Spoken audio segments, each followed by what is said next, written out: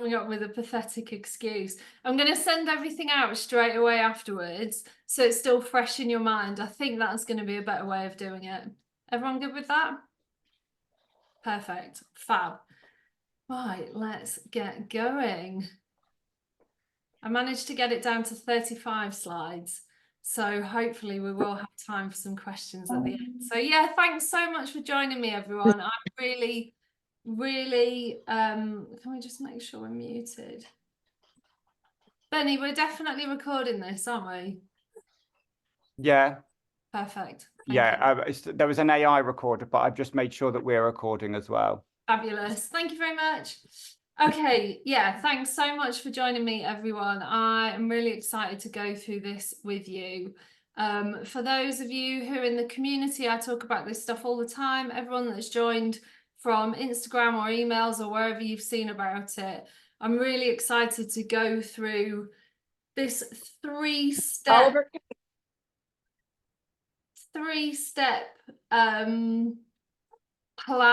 program to help us get to the point where we can better leverage our time and energy and create a more brain first business for ourselves. Can we just all make sure we're muted, please?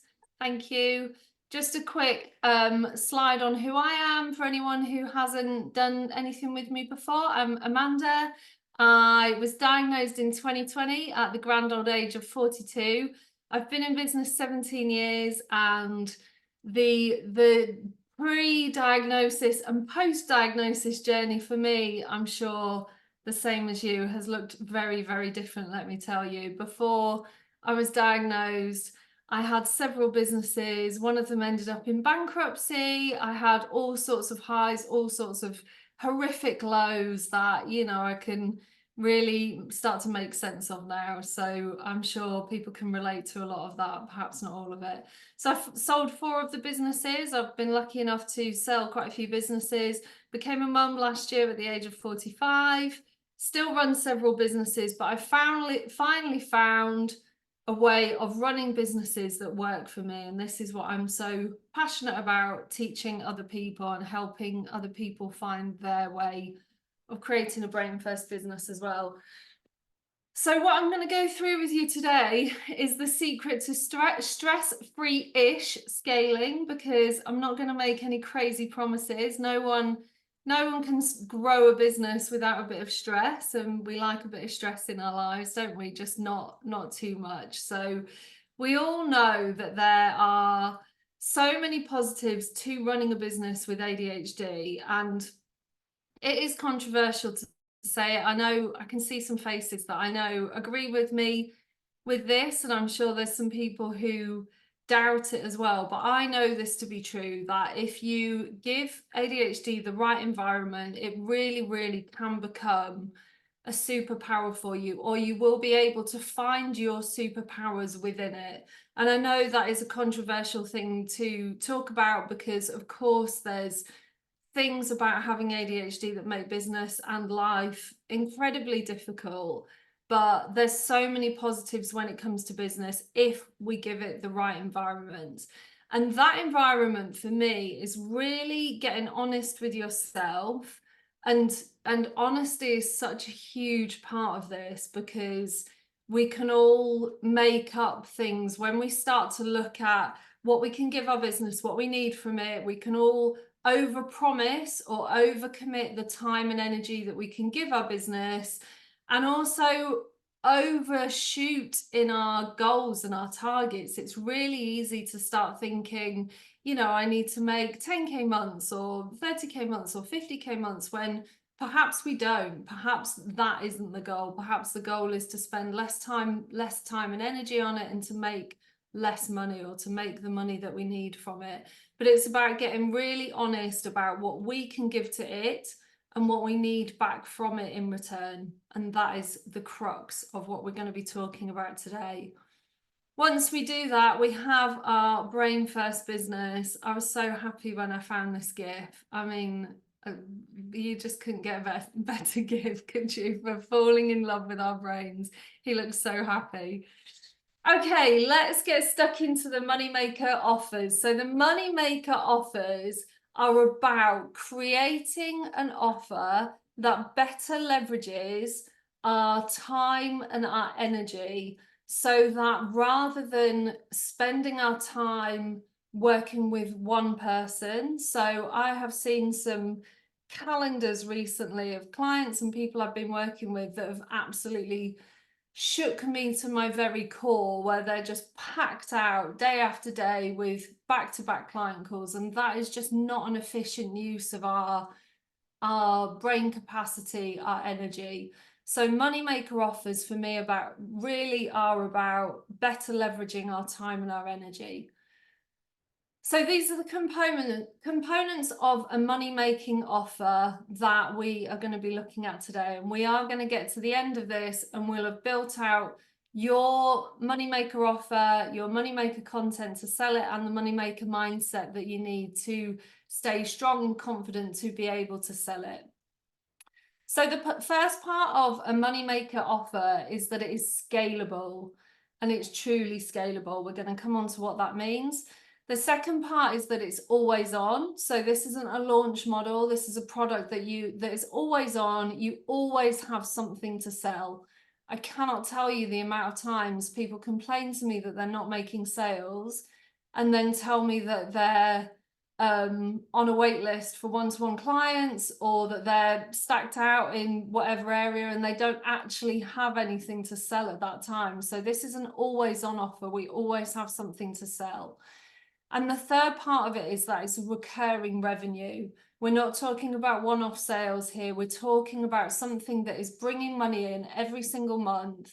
So we're never looking at next month or 2 or 3 months ahead and seeing that there's actually nothing forecast to come in. We never want to be in that place where we feel like we're scrambling or scrapping for sales. That's really not a good place for us to be in. So scalable in this instance means that there's no limits to the number of people that you can support in this program, i.e., you could provide the same service whether you have 10 people, 100 people, or 1,000 people in the program. So people get really confused about what scalable means in these kind of group settings. And they think that, for example, if they have a group coaching call, well, you know, not everyone's going to turn up. So maybe I could get 30 people in there, and I reckon only 10 people would turn up to a call. And that's not scalable. That's wishing. You know, that's just hoping. Like, if only 10 people are turning up, that means 20 people aren't happy because they're not coming to the calls. They're not getting the value from it. So here's a list of things that aren't scalable. One-to-one is definitely not scalable. Group coaching is not scalable. You can fight me on it, but it's not scalable. Work reviews. So I've seen a lot of people doing this recently, and it can work really, really well in small group programs. But like reviews where you're saying, you know, submit this piece of work and I'll personally review it and get it back to you, that is not scalable. And Q&As are not scalable if they're held in a live forum. They are not scalable. There's no way if you had 100 or 1,000 people on a call, you would be able to get to everyone's question. And that's really the quantifier for me over whether it's scalable or not. Can you give every single person in that program the same level of service, whether it's 10 people or 1,000 people? So the way that you do that is through submitted Q&As. So you could have a Q&A where people are asked to submit their questions, and then everyone knows that you pick 10 questions, or you pick the most common questions and you talk about those things. So Q&A can be done, but it's how you do it. Co-working is a great one for a scalable offer. Anyone who's in my community now knows it doesn't matter. Well, actually, the more people that are on there, the better. So that is truly scalable. The more people that are, whether it's 10 people, 100 people, 200 people, that is a truly, truly scalable feature of a group. Workshops are scalable. Again, doesn't matter how many people you have in there. Coaching channels. So there is a way to do coaching, and this gets into a different realm. Obviously, if you've got 100 or 1,000 people in there, you probably couldn't keep up with it yourself, but you would be able to build people out. So you would be able to add other coaches in as you grew the numbers in there. So there is a way of having a coaching channel where people can ask questions and you're answering it in a more of a asynchronous way. So it's not that they're asking a question, you're answering it immediately. They know that it's a channel where you get to the questions when you get to them. Content is obviously scalable. Resources are scalable, templates, dashboards, that kind of thing. And live teaching is as well, similar to workshops. Live teaching or like program teaching, recorded teaching is completely scalable. Does that make sense to everyone? One thing I will just say, actually, if everyone could just keep their questions to the end, because I can't see the chat while I'm presenting. So just, yeah, if you could keep any questions to the end, that would be amazing. I'll review them as I go along if I can. All right. So the second part is always on. So this sounds scary to some people. I know that in, you know, online coaching world, this would be called evergreen. I'm not a online coaching kind of marketing person. I really don't like that kind of language. I just think of it as always on. It's just an offer that I always have, that is always available for someone to buy, for me to sell. And it's not something that I have to create these huge launches around. It's not something that I have to put a ton of strategy into in terms of, you know, build like a launch timeline or anything like that. It's just always on. It's something I can always sell. Again, as I said earlier, how many times you complain about making no sales, but realize that you actually have nothing to sell at the moment. Loads of us who do one-to-one stuff or in-person stuff or even like event-based work, you know, there's so many times where we just don't have anything to sell. And actually, people can get quite comfortable with that, because if you're not comfortable with selling, it's actually quite, you're in your comfort zone when you don't have anything to sell, but it's not great because you're not making the money that you want to make. Then we come on to recurring, which is the final piece of this. So recurring revenue just means that you always have money coming in. So examples of that would be really the only kind of formats that work for this is some kind of subscription or a split pay model, but you don't want these really short, like 2 or 3 month split pays, because you're just going to find yourself in the same cycle. So if you are going to have it on a split pay format, you really want it over 6, 9, even 12 months. So, I mean, it's all a version of subscription, but if you have it as a split pay for a one-off thing, you do want it over a longer term. Otherwise, you're just going to get into the same cycle. This is not the same as clients, one-to-one clients who choose to pay monthly. That is not scalable. That doesn't fall into this category. That's a completely different revenue stream in your business.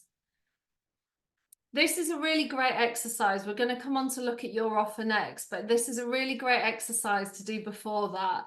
Anyone who has read Alex Hormozi's $100 million offers will have done this before, but I read it a while ago and it was something that really helps me when I start thinking about how I'm going to build offers. So the first thing we need to think about is, if my customer paid me 10 times my price, so 10 times the price that you charge for one-to-one or whatever that might be right now, what would you provide? So if you charge, let's say you charge 2 grand for one-to-one, if your client was paying you 20 grand, what would you give them? And then divide it by 10 and think about, if you had to make, so the offer you're charging now, so the £2,000, if you had to do that for £200, how would you make it more valuable than it already is?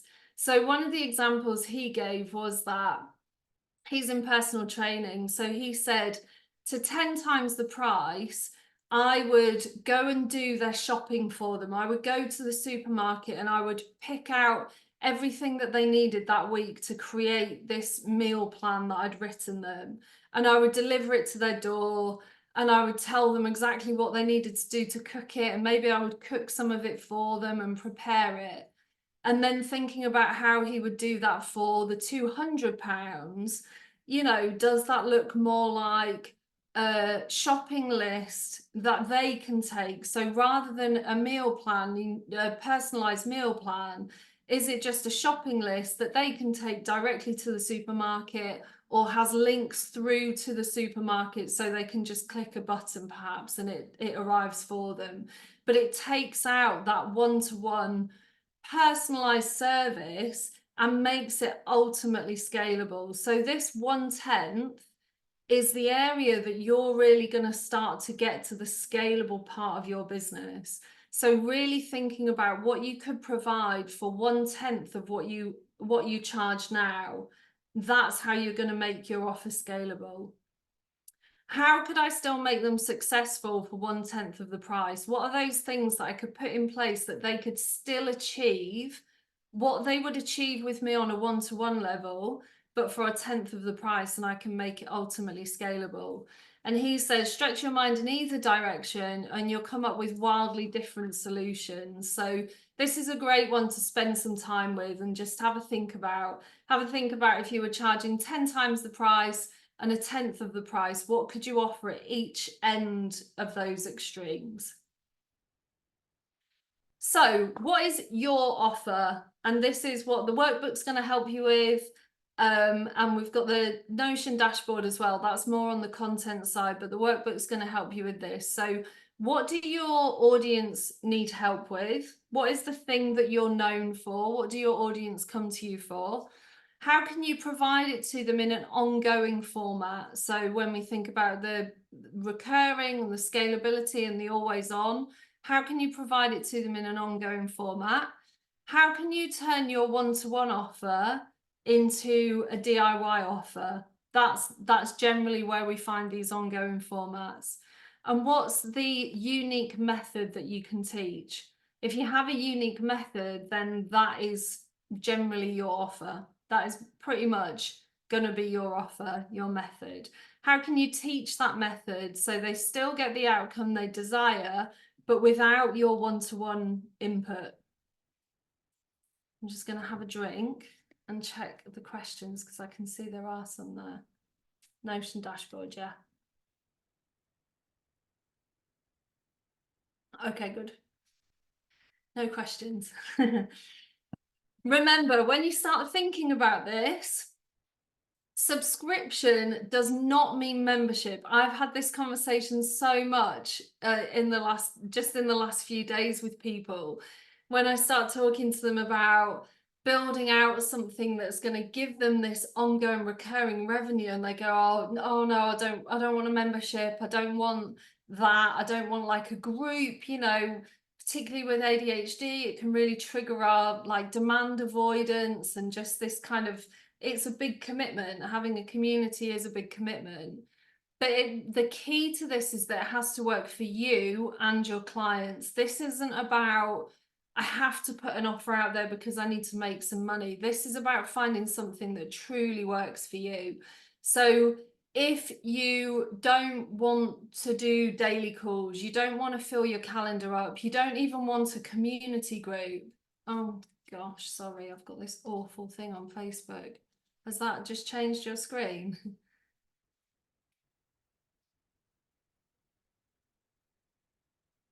Oh, so sorry. Hang on a second. It's just changed my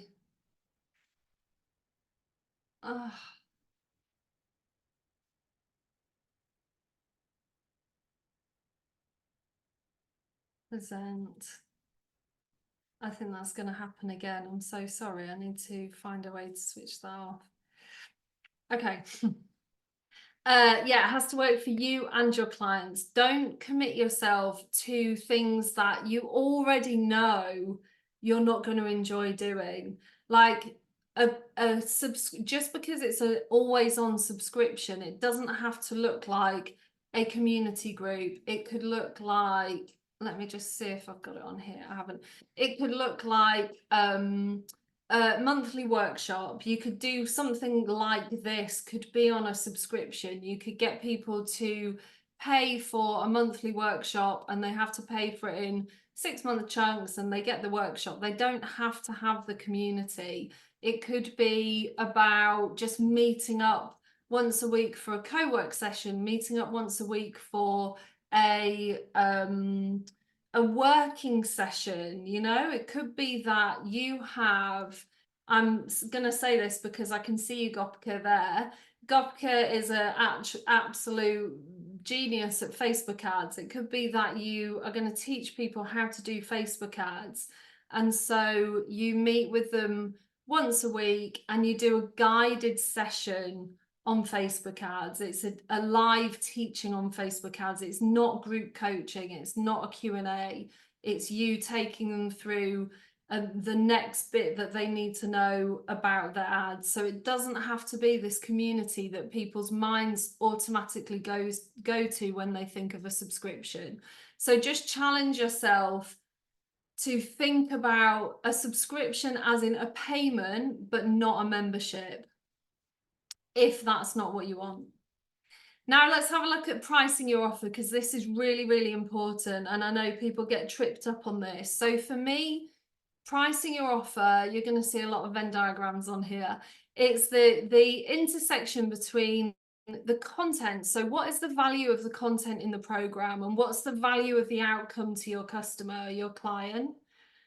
Capacity, what's the size of your audience, and how many people do you think are ready for this? How many people realistically do you think you can bring into the program? And then looking at the cash, what is your target? How much do you want to make from this? And it's kind of a balance of all of those things. It's not about, I want to make 10K a month and I reckon I can get, you know, 100 people in there, so it needs to be £100. I had to work that out then. It's not about that. It's a much more delicate balance of, I think that the content is worth this much. I think that the content is worth £70 a month, and the outcome, I want to make this much out of it. So therefore I need to get this many people in. Is that realistic? Maybe not right now, but maybe over the next 6 months, that's where I can get to. It's a goal. So it's really a balancing act of all three of these parts. The most important one is, I would say, is the value to your client. And there is, I am going to interrupt myself on that, because that is the most important part. But there is also a way of positioning something, or deciding that even though this is ultimately scalable and you can get an infinite number of people in there, a good amount of people in there for you and for how you know you work and you know you operate would be 30 people perhaps. And so therefore you can afford to charge a bit more for it, because you don't need everyone to join at once. If you only need 30 people in there, you're looking at the content of the program that you've put together and think, I'd probably pay £50 to £75 a month for this. Maybe there is a way of you charging £99 a month, making it more on the premium side, but part of selling that and part of the value is that it's going to be a smaller and more intimate group. So there is some wiggle room there. It's not a perfect science, but these are the 3 considerations that you really need to think about when you come to pricing your offer. So the Moneymaker offer recap: it must be truly scalable, like truly scalable. You really need to challenge yourself on that. It must provide recurring revenue to you. It must offer a clear solution to your audience. That's really, really important. And it must work for you and your clients. This isn't about creating something just to hit a financial target. This is about creating something that really works for you personally and obviously offers your client their solution. Okay, how do we sell it? money making content. So just a word on launching. I think people really get hung up on launching, and I know that this isn't about launching, but I just want to touch on it because I know this is something that people are going to be thinking about. Once you understand that launching is just about talking about one thing in different ways for a set period of time, it becomes a whole lot easier. I think we really complicate, you know, I should send this many emails and it has to look like this amount of content, and I have to do this webinar and set up this funnel, and we can really, really overcomplicate these things. So understanding that it really is just about talking about one thing for a set period of time. And I'm going to come back to this because even though these offers are always on, you will probably want to focus a period of time a month to really be talking about these. You don't want full on kind of sales focus all of the time in your content.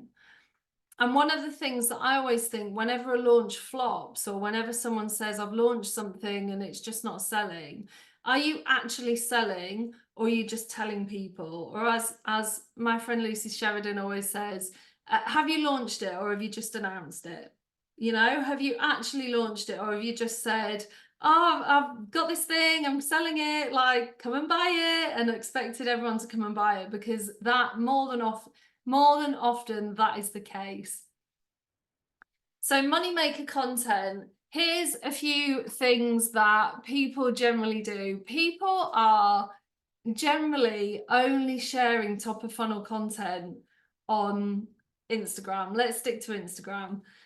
TikTok, whatever you're using, the same goes. We're generally only sharing top of funnel content. We get so focused on growing numbers that we miss sales along the way because we're not focused on creating the content that takes people from consuming to converting.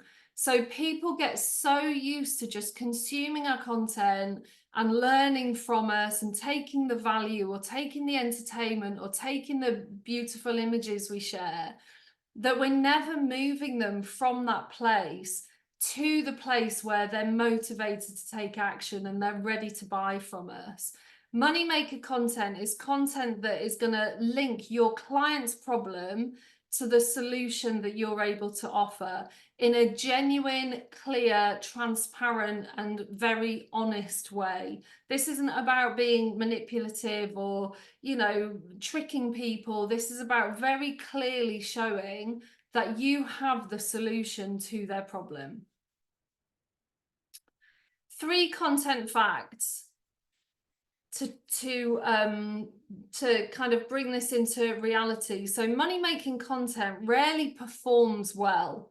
It's not going to be the content that gets you, you know, 100 likes in the first 10 minutes and gives you a few dopamine pings and makes you refresh your Instagram nonstop. It is not going to be the content that grows your account. And that's why people often get put off using it or sharing it, because it doesn't make you particularly feel good. It doesn't make you feel good when you only get, I've been sharing a lot about this masterclass over the last week or so, and they are not posts that perform well from a public point of view, but they're bringing the sales in, and that is the point. That's why we have to keep at it and not look at the right numbers, not look at the vanity metrics on there. We're only ever in 3 different modes when we're sharing content. We should only be sharing content to create sales, generate leads, or grow our account. That's if we're talking cold hard facts of making the most of the time that we spend on social, we should only be doing those 3 things. That's the only reason for us to be on social. There's 3 people that we need to create that content for. So whether we're looking at sales, lead gen, or growth, there's 3 people we're creating for, and that is new people, our current followers, and the people who are absolutely ready to buy. They're just waiting for that opportunity to buy from you. And you would be amazed at how many people fall into that last category. But we are as a collective, pretty much all of us are only talking to new people because we're so focused on growing our accounts or growing our engagement or growing our, you know, numbers. There's not many of us that are actually even talking to our current followers, let alone those people that are absolutely ready to buy and ready to click those buttons. Whoever has worked in sales in the past will have heard this. So I used to work in corporate sales for a big telecoms company, and I feel like this should have been tattooed on my forehead, and I absolutely hate it. But it kind of really comes into play here. But this is wrong. Selling is storytelling. And that is the way we are going to be able to get our clients from the place that they are now to buy from us by telling them the story of how we're going to help them. And this is how we're going to do it. So we're going to identify the main problems that your client or customer are experiencing that would lead them to choose your product. And then we need to clearly show them how we're going to resolve it and why we're the person to help them with that. And this is about the content that we're going to create. So here's the framework that I use for this kind of content, and I'll show you some examples because you will have seen me share this recently. So creating our content, our offer content story, we need to look at who is the offer for. So is it for, you know, it might be that it's for our whole audience. It might be that it's just for a segment of our audience. So getting really, really clear on who your offer is for. We only want to attract those people. What is the specific outcome that they want to achieve? What's the thing that they're looking to achieve right now in relation to the problems that they're experiencing? Where are they currently stuck in trying to achieve it? So in the process of growing a successful business, taking beautiful photos, doing amazing Facebook ads, whatever your industry is, what's the process what's the part of that process that they're stuck in? Why are they stuck there? And this part is really interesting because they often think that they're stuck there for one reason, but you can see that they're stuck there for a different reason. And that's the teaching that we need to get across here. And then how are we going to help them solve it with our offer? So this becomes the story that we need to tell in our content. This is the content that is going to take people from watching our content, being entertained, being inspired, to actually making the purchase and coming to work with us. This is some of the content that I've shared just to illustrate how I kind of bring that to life. And you'll see that this isn't about getting all of those points in every single post. This is about understanding what all of those points are so that we can pick and choose from them and we can pull individual pieces. So here I start talking about, this is all related to this workshop. So here's where I start talking about it. So this is a very general overview of why you're burning out. Like, people think they're burning out because they're working too hard, but actually it's because we don't have our businesses set up correctly. So that's where I started outlining that. The middle one is looking at this is why you're burning out. This is the real reason you're burning out. So related to this, but looking at what's actually happening in their business right now. So you've got a calendar full of one-to-one services. You don't know the sales levers that you need to pull in your content. And you believe to hit your goals, you need to work more rather than just set your business up in a different way. And then this one's related to it as well, but slightly different style. So stop asking yourself if ADHD is a superpower and instead ask yourself, how can I build my business around my strengths, lifestyle, and goals so I never have to doubt myself again, which talks about and then I went on to talk about the mindset part of the workshop. So these are, yeah, really simple. You would look at them and just assume that they were kind of reels talking about the things that I talk about all the time, but they're part of that journey, taking people through that process from consuming to converting. This is a really good example. I think there's probably quite a few of you who signed up from this post, not to get too meta about it all. But this one actually brought in loads of sales. And I think the reason is because it includes almost every single part of that journey. I thought this was a really good example to show you, because it takes us from what's going on in your business right now, why it's happening. You think that you need to put more into your work, but actually it's that you're putting everything into work, then burning out, then having to retract, and this really isn't helpful. And then right through to, this is the solution. This is how I can help you. This is how I can show you a solution to get out of this. So this kind of shows that full journey. So I thought it was a good example to go over with you today. So what's your money-making content? What's the content that you are going to create to sell your offer? And we've got the Notion dashboard that I'm going to be sending out to you all, and it takes you through all of these questions.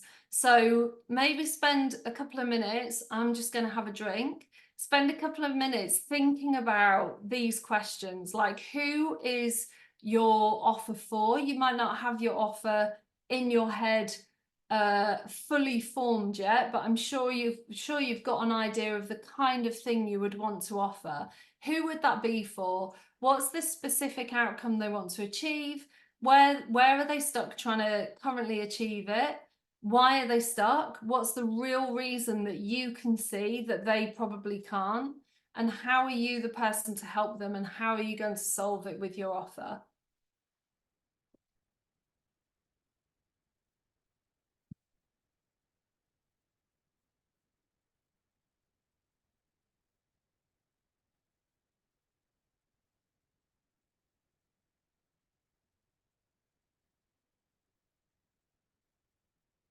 Okay, doke. Let's move on. That is, you'll cover that in the workbook as well. Definitely something worth spending some time on. That is the absolute key to creating content that is gonna convert your audience and bring them through. And then we need to look at your moneymaker mindset. So this is so important. I speak to ADHD business owners every single day, and the thing that everyone has in common, and it's actually pretty heartbreaking, you know, we tend to have such a lack of self-trust collectively. We doubt ourselves. We have these ideas, you know, a million ideas a minute. We have these wonderful ideas, but because we've learned that perhaps after the idea we're not quite as good at making it happen as we thought, or, you know, there's a point in that journey where everything just kind of falls down a little bit. We really lose that self-trust. And I want to talk about mindset, the moneymaker mindset, but it's not in the context of, you know, you need to stand in front of the mirror and say some affirmations and just manifest it and believe in yourself. Like, this is about really practical having a practical toolkit that we can come back to when that lack of self-trust kicks in and inevitably gets to us, when we've created our offer, we've created our content, we're so excited, we get it out there, and things don't happen in the way we have envisaged it or hoped they will happen. And you know, that lack of self-trust will kick in. So this is a really practical toolkit to help you when that happens.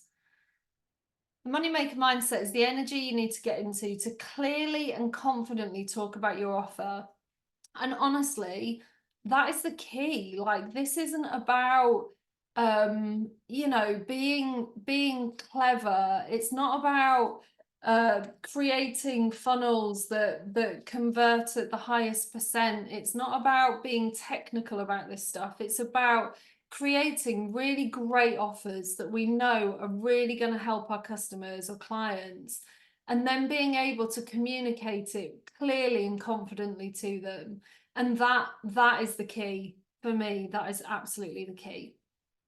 So everyone will recognize this, I don't know, what is it? Triangle of despair. I don't know, where we have the idea, we build the idea, we're so excited at this bit, we start thinking about selling the idea, and then it's not even that we don't get any sales, but maybe we've had this idea in our head that, you know, of course I can get this many people in, and it just doesn't happen. And then we start thinking, it's me, I'm useless, you know, we'll stop selling, and then we just end up in this pit of despair where there's no money, no sales, and we just wish that all of this just feels like a waste of time. We've all been there. I've been there countless times where I feel like I've just wasted all of this time creating the thing, building it, thinking about it, getting excited about it, and then it just hasn't happened. And this is where we need this toolkit. We need this to not happen, because it's okay for this to happen. It's okay to get no sales. It's okay to not hit the numbers we think we're going to hit. We can still carry this line on up here. It doesn't have to drop off, but we need this toolkit to be able to do it. So one of the things that we do at that kind of peak where everything drops off is we start meaning making. We start to tell ourselves stories about what it means that we've got no sales. So it could mean we could tell ourselves that it means that no one wants it, I was wrong, I had the wrong idea, no one trusts me, that's why they're not buying from me, no one likes me. We could, you know, RSD really kicks in at this point.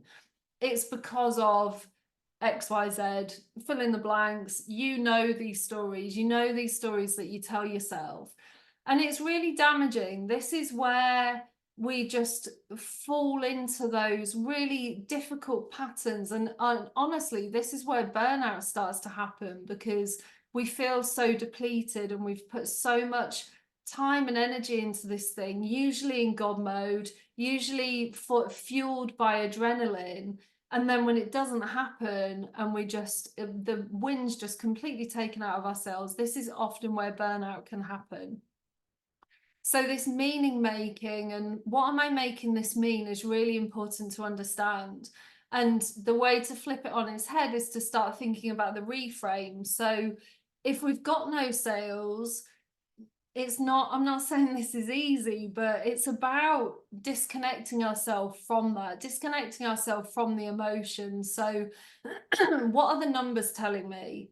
You know, how many people have bought? How many people have looked at my sales page? If what is the conversion rate on my sales page? If that's 1%, or, you know, if people aren't even buying, then there's something wrong there. How can we be objective about this and really take the emotion out of it? Where in the process is it falling down? How much have I actually talked about it? Have I actually been selling it, or have I just kind of told a few people about it? Have I just put one post out and thought that that would be enough because I spent so long on this reel and I thought that that was going to be the thing that, you know, would obviously go viral? Have I been really clear about the offer, and have I talked about it really confidently as well?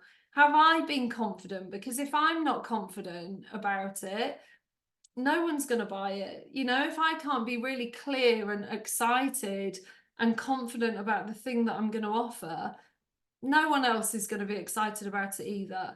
And then staying kind of curious about it as well, thinking, oh, why aren't people buying it? You know, I wonder why they're not buying it. Maybe asking why they're not buying it, that's okay as well.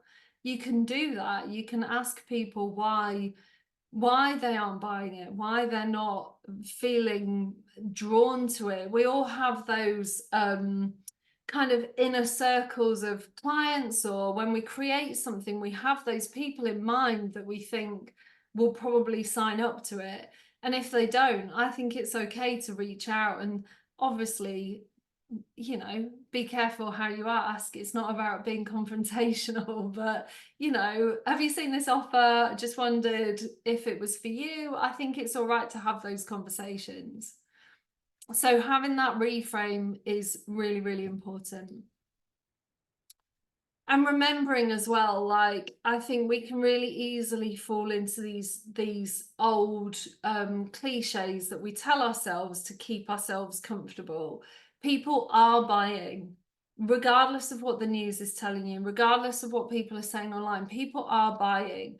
You've all signed up to this masterclass. Like, people are spending in certain ways to achieve the objective that they need to achieve. If you can show them a really, really clear outcome, people are buying.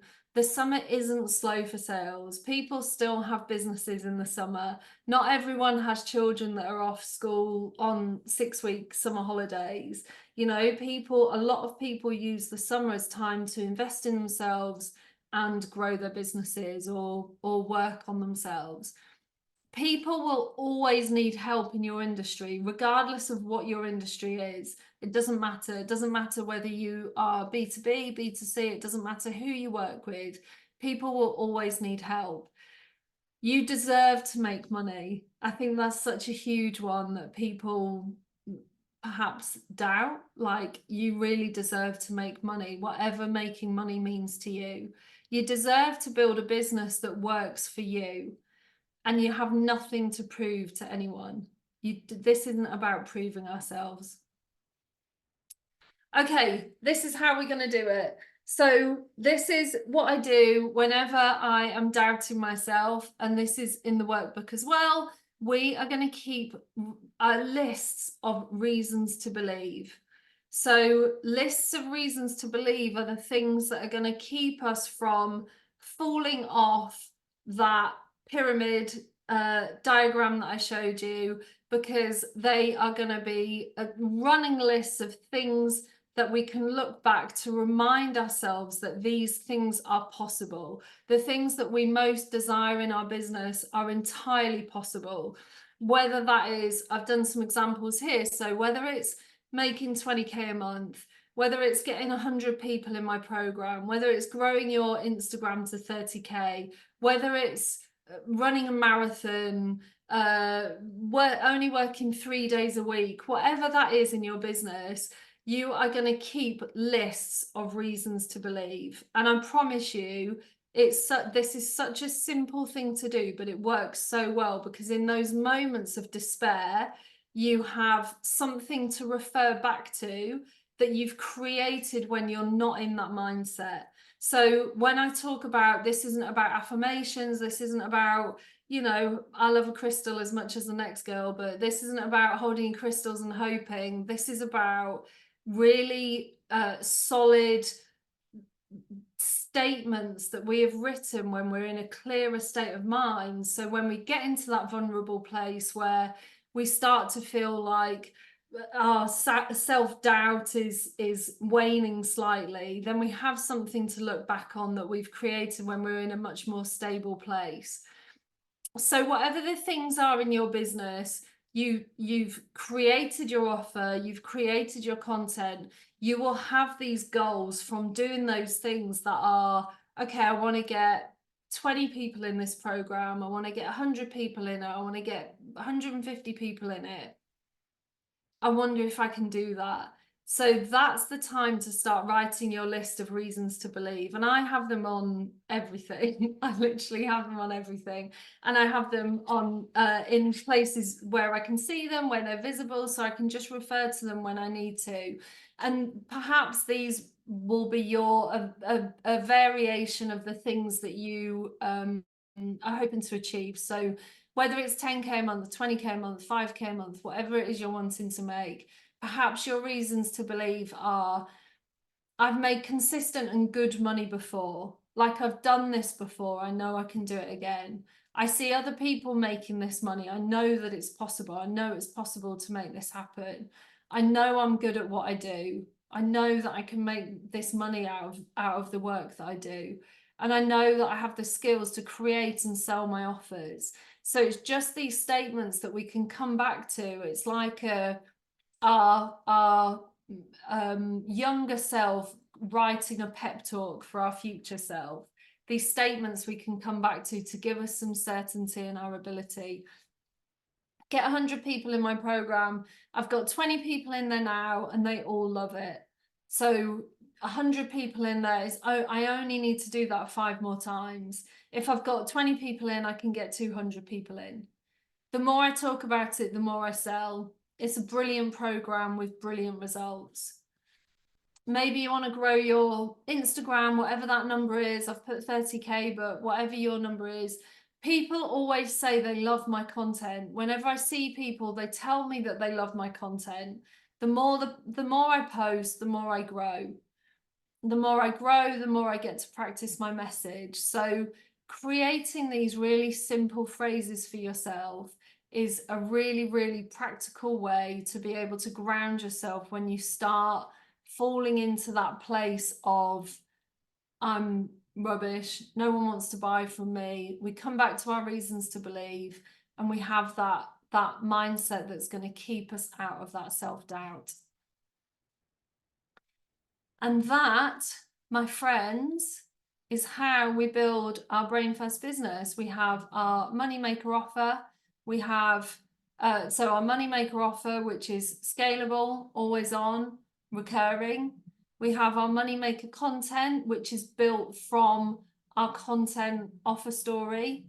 And we have our moneymaker mindset, which is our lists of reasons to believe that we can come back to every single time we need to reframe something in our business. Who has got questions after that fire hose of did I do it in 60 minutes? Oh, at 55 minutes, I did it. I did it. Right, I'm going to stop sharing. Benny, will you just stop recording, please? So we can get questions and protect everyone's... I don't know if it's there.